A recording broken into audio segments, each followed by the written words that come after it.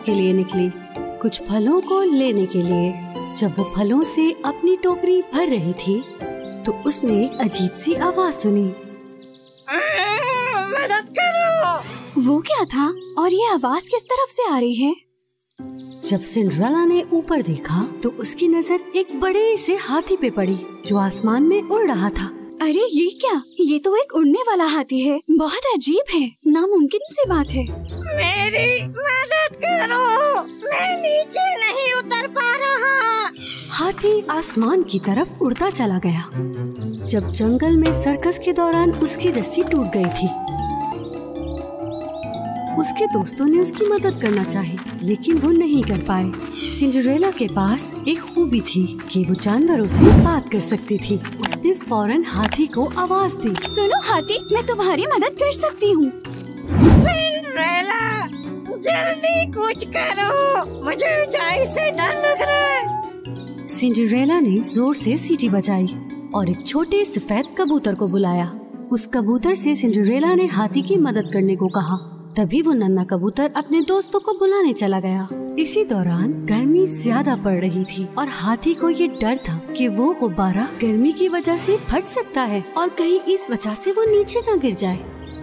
काश बादल मेरे गुब्बारे को सूरज से बचा ले, मुझे बहुत डर लग रहा है।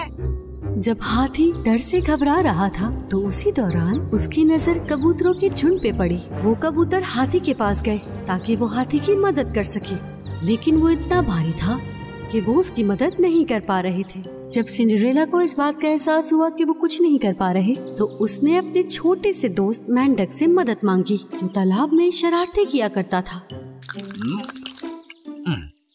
आज मैं बहुत ही मसरूफ हूँ सिंड्रेला। तुम तो जानते हो कि ये पानी मुझे कितना पसंद है।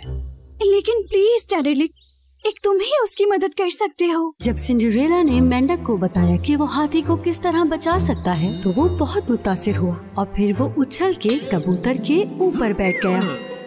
कबूतर ने उसे हाथी तक पहुंचा दिया। तुम घबराओ मत, मेरे दोस्त हम आराम से नीचे उतर जाएंगे।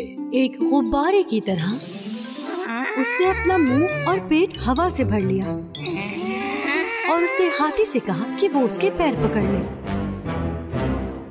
कबूतर भी हाथी की मदद के लिए आगे बढ़े। कबूतर अपनी चोंच से उस गुब्बारे को फोड़ने के लिए आगे बढ़ रहा था जिससे वो हाथी बंधा हुआ था।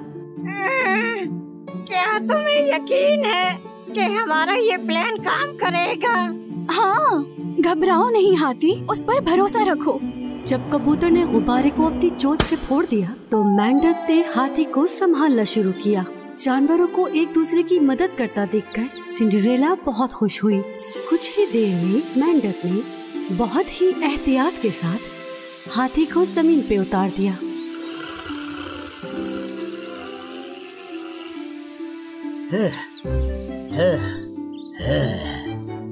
हाथी बहुत ज्यादा खुश था। उसने सिंड्रेला को गले लगाया और उसका शुक्रिया अदा किया। शुक्रिया तुम्हारा सिंड्रेला, तुम ना होती तो न जाने क्या होता, मैं जमीन पर ही गिर जाता। अब तुम बिल्कुल ठीक हो। तुम्हें सिर्फ मेरा शुक्रिया नहीं बल्कि सबका शुक्रिया अदा करना चाहिए। शुक्रिया। हाथी ने कबूतर को अपनी सूंड से चूमा और उसने उस मेंढक को उसकी पसंदीदा चीज दी, पानी।